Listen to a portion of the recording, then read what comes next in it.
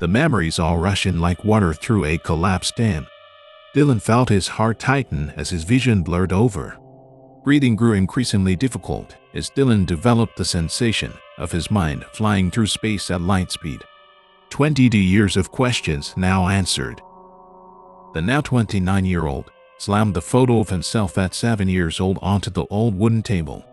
It had been discovered in a stack of similar images that Dylan had never seen. The little boy was standing in front of an old farmhouse on the side of a mountain. Orange and red leaves dotted the trees and ground all around. Only, the little kid was not alone. No, not exactly. "Dylan, what's wrong?" Cherry, Dylan's fiancée, asked. "You look like you've seen a ghost." "Oh, you couldn't be more correct," Dylan spoke in his mind. He finally felt the blood running back into his pale face. It's nothing," is what he said out loud. "Sweetheart, it's going to be okay," Cherry said in a consoling tone. "She's in a better place now." Cherry had guessed her boyfriend had had a sudden fit of rage due to his mother's recent passing. "Lo," Dylan spoke absently. His mind was occupied with a sudden explanation to a since-forgotten memory. "It isn't that," he followed up with. His mother had been in the ICU for 6 months, during which Dylan had prepared himself for his mother's impending death. He missed her, yes, but this image needed more attention now. "Then what is it?" the woman asked, worried. "The photo," Dylan stuttered. His hands shook mercilessly. Cherry picked up the image taken with an old disposable camera and studied it for a moment. Her eyes widened when she saw the semi-transparent figure with its hand on the child's left shoulder. The stranger had red eyes that seemed to glow from the old picture. It had ragged gray hair that hung off its head in scraps amidst bald spots, and it grinned with a horrible, taunting smile of jagged yellow teeth. "Who is that?" Cherry asked. A memory played through Dylan's mind like some sort of horror movie. His Aunt Virginia taking the child to the old farmhouse, while his parents enjoyed a day alone to visit the city.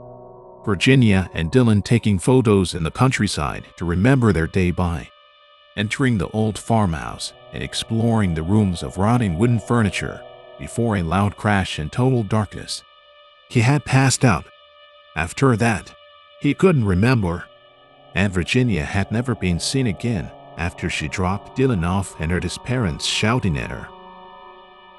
As Dylan grew older, he had figured that his aunt had taken advantage of him in that farmhouse. 3 years of hearing loud banging from the closet, waking up in the yard after falling asleep in bed, horrible nightmares of someone chasing him, and being screamed at for acting in a devious manner that Dylan couldn't remember followed. He had been to counselors to talk to, priests to pray over him, and even spent a few months in a care facility when things had gotten too bad.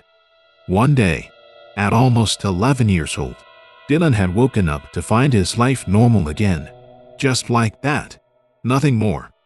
All this time, Dylan had lived under the assumption that he had been sexually assaulted by his favorite aunt. But no, this explained something far more sinister in his mind.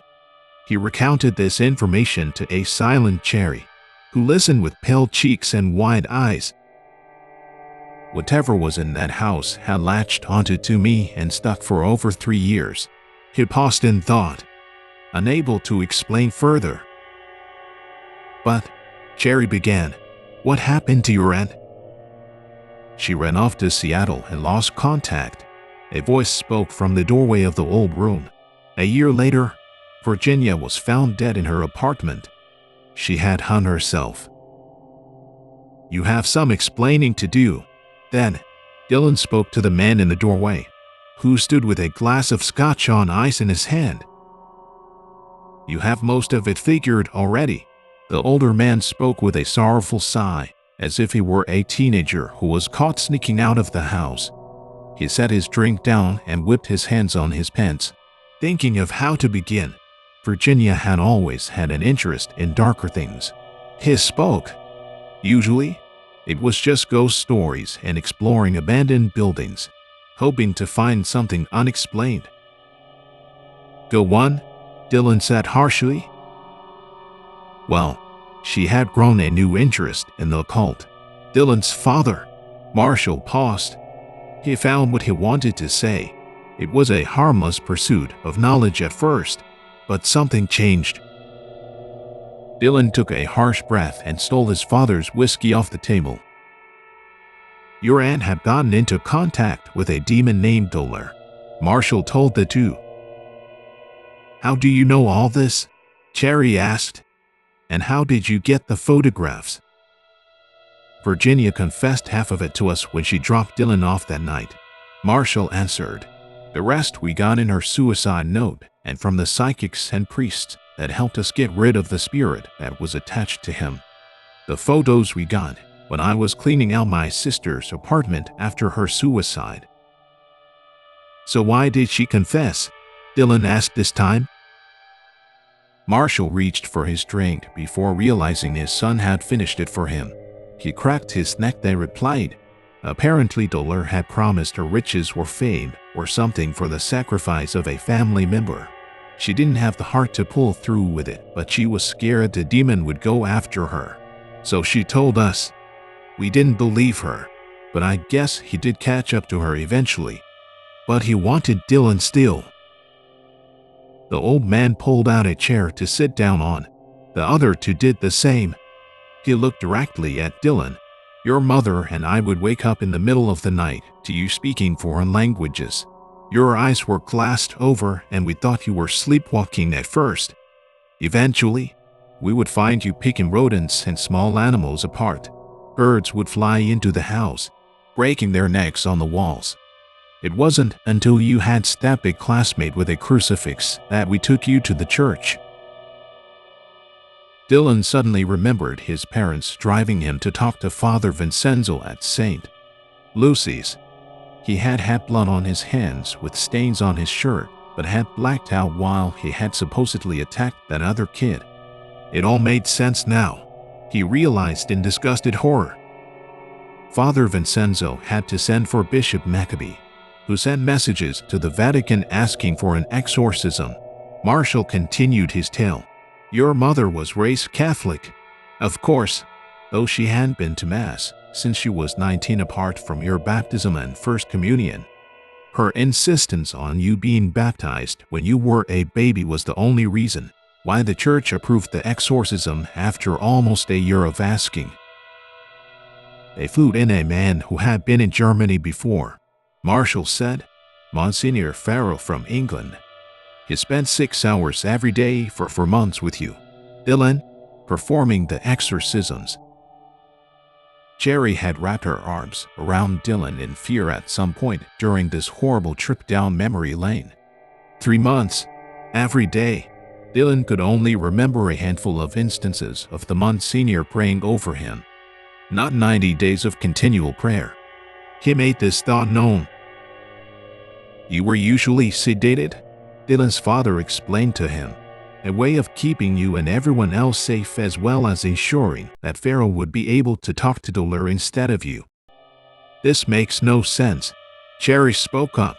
Demons don't exist and they certainly don't possess people. That was just a way to explain mental issues before more research was conducted over time. You saw the photo, Cherry, Marshall spoke. You saw what was standing over Dylan. It's just a trick of light and you're playing a joke on us, taking advantage of Dylan's proclivity to believe in the paranormal. He's not lying, Dylan spoke quietly. He could see in his father's eyes that the man was speaking God's honest truth. God, Dylan said in his mind slyly. Where was he for those 3 years? All dark jokes aside, Dylan always did wonder why his parents became devoutly religious seemingly overnight. All of a sudden, his father had converted to Catholicism and the family went to Mass every Sunday and holy day of obligation. One day, Marshall concluded his story. The Monsignor had succeeded in performing the exorcism and you are all good again. He paused for a moment, though there were last effects. Dylan would always become moody when someone wanted his photo taken, and he suffered from night terrors on and off most of his adolescence. Another light bulb illuminated in Dylan's mind. His anger toward photos had always been something he could never explain, and even now, once in a blue moon, Jerry would have to wake Dylan up from some unremembered nightmare where he was supposedly shouting for someone to leave him alone. "So, that's that," Marshall said, done with his story. "I'm sorry we never told you before." "Sorry," Dylan spat. "You had me believe I was fucking raped for all these years." His anger spewed out like a soda bottle that had been shaken. "I was led to believe that my aunt had assaulted me in that fucking house for over 20 years. And what? Just to find out I was possessed." "Son," Marshall attempted, "I'm sorry. There was no easy way to tell you. Just lead a child to believe he'd been unclean for years, talking to psychiatrists that could have been using that time to help actual rape victims, as I tried to explain something I couldn't even remember. Come on, Jerry, we are leaving." Marshall tried to apologize again, but his son only stormed past him silently, pulling his fiancée's arm with him. Dylan slammed his car door shut and sped home, not saying a word. He walked briskly to the bathroom without a word to Cherry, who silently wished to calm her boyfriend down. Finally, Dylan knew the truth. He didn't know what he wanted to believe less, that he had been raped or that he had been possessed.